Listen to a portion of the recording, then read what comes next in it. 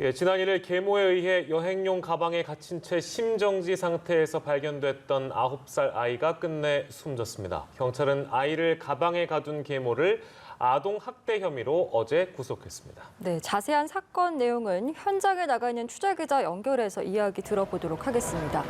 이호진 기자, 지금 있는 곳이 어디죠? 네, 저는 지금 충남 천안 순천향대병원 앞에 나와 있습니다. 여행용 가방 속에 갇힌 채 심정지 상태로 발견됐던 9살 A군이 어제 오후 6시 30분쯤 이곳 병원에서 결국 눈을 감았습니다. 병원으로 옮겨진 지 만 이틀도 채우지 못한 채 끝내 사망했습니다. A군의 빈소는 아직 차려지지 않았는데요. 부검을 통해 정확한 사망 원인을 밝힌 후에 빈소를 차릴 예정인 것으로 확인됐습니다. 네, 안타까운 소식이 아닐 수 없는데 병원으로 옮겨질 당시의 아이는 어떤 상황이었습니까? 네, CCTV 영상을 보시면 아시겠지만 발견 당시부터 아이는 심정지 상태였습니다. 그래도 그럴 것이 아이가 7시간이나 여행용 가방을 바꿔가면서 갇혀 있었는데요.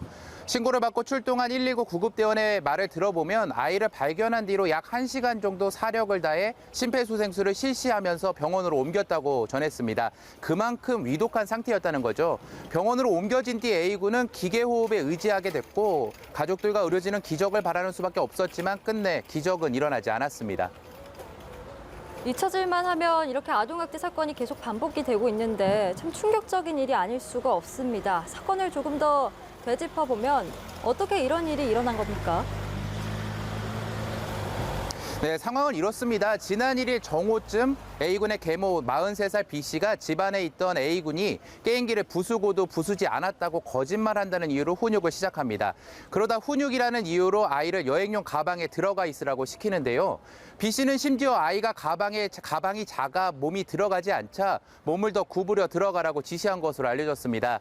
그렇게 A군은 가방에 들어가서 이 표현이 맞는지는 모르겠습니다만 하여튼 벌을 받게 된 거죠.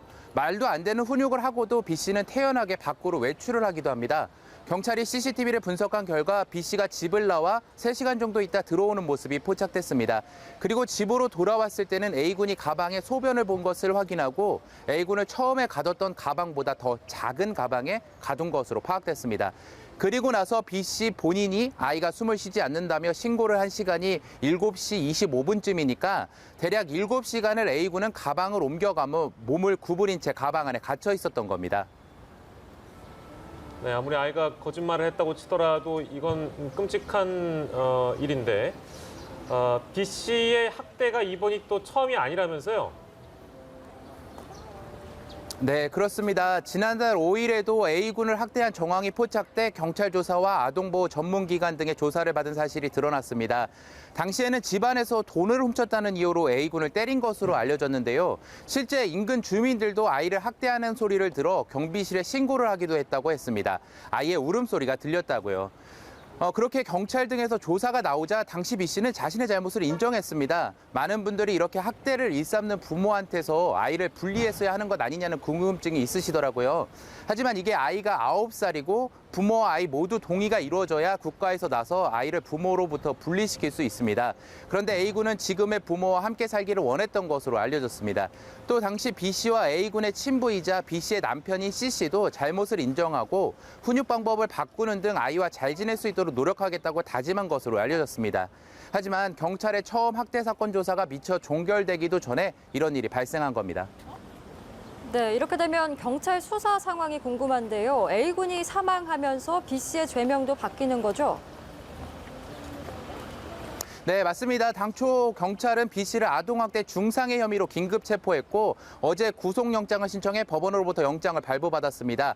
어제 저녁 A군이 사망했기 때문에 경찰은 B 씨의 죄명을 아동학대 치사로 변경해 적용할 계획입니다. B 씨는 구속 상태에서 경찰 조사를 받고 있는데 범행을 대부분 시인한 것으로 확인됐습니다. 다만 실질적으로 아이를 죽음에 이르게까지 할 생각은 없었다라고 주장하는 것으로 알려졌습니다. 또 A군의 친부인 C 씨도 참고인 신분으로 불러 조사했습니다. C 씨에 대해서는 B 씨의 아동학대에 가담을 했는지 아니면 그저 지켜보기만 한 방조를 한 것은 아닌지 등에 대해서 조사하고 있다고 밝혔습니다. 그리고 사건 당시 B 씨의 친자녀 2명이 집안에 있었는데요. 정확한 신상을 공개할 수는 없지만 이 아이들에게도 사건에 대해 경찰이 조사한 것으로 확인됐습니다. 네, 참 충격적이네요. 이 기자 수고하셨고요. 추가로 취재되는 내용이 있으면 또 알려주십시오. 고맙습니다.